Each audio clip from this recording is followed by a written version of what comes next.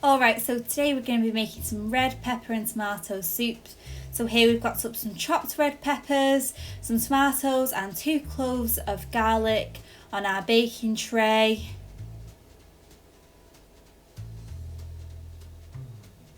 We've got some Himalayan pink salt and some pepper.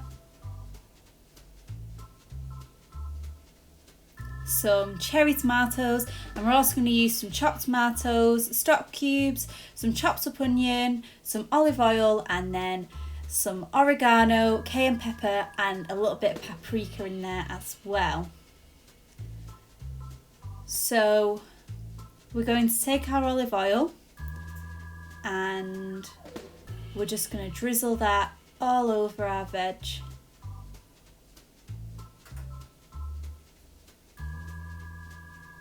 And then we're going to take some salt and some pepper and we'll give that a little sprinkle over there. Brilliant. And then we're going to take that herb and spice mix, give that a little bit of a sprinkle over as well. Fantastic. And then we're going to rub all that together so it's nice and well coated. And then that's going to go in the oven. And that can go in the oven about 180 degrees for about half an hour. You want to let that roast.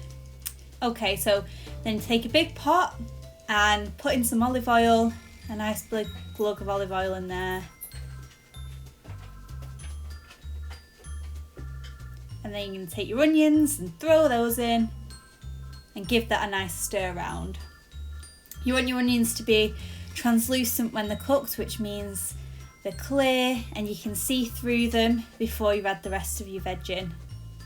So you can take your veg out of the oven and it should look like this, nicely roasted, lovely stuff, and you're going to stick that in there with your onions. Make sure you take the tray out with a cloth so you don't burn your hands. Don't want to do that, or you can ask someone to help you with that. Brilliant. It's all in there. Give it a nice mix round. Wow, look at that steam coming off there as well. Very cool. It's all bubbling away. Okay, so we're going to take some cherry tomatoes and we're going to chuck those in as well. These are just from a tin, organic, that's it. Chuck that in there. And some chopped tomatoes as well. Pop them in. There we go. Oh, a little bit more needs to come out. I want a bit more. Okay, all done.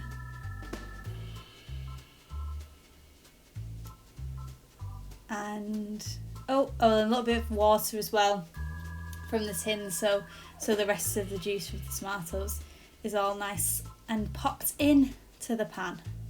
Brilliant. Give that a stir around. Did you know tomatoes as well are very high in vitamin C, which is linked to the reduction of heart disease and of cancer. So that's really good. And red pepper are full of vitamin B6. I'm adding some salt in here as well, some salt and pepper right now. Just a little bit more, just to your taste really, whatever you like. There we go. Oh, and we're going to add that spice, the rest of that spice mix in. If you don't like a spice, or you don't like anything to be too hot, you don't have to add the cayenne pepper in. You could add other things in, any spices that you might like that you think would work well. Let me know, and maybe I could try it. You can adapt the recipe to however you want it to be. Oh, we've got some stock cubes now. You can add these in boiling water if you prefer to do it that way. I just crumble them in. I crumble them in and then add water afterwards. But whichever way you want to do it is so fine.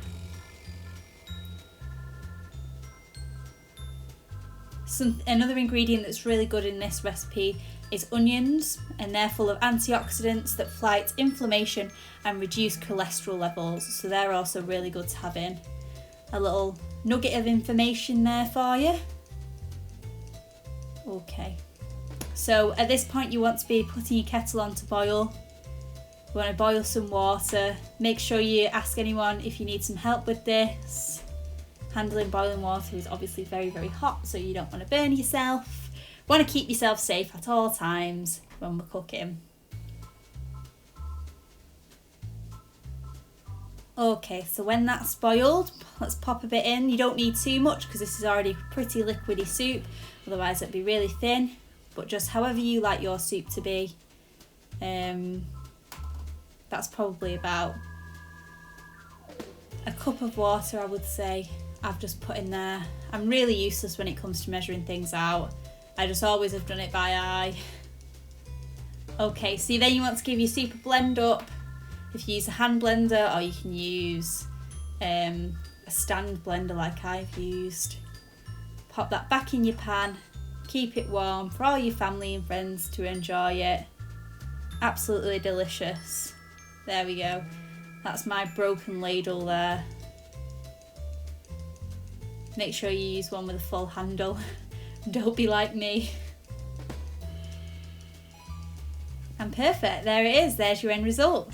Thanks guys.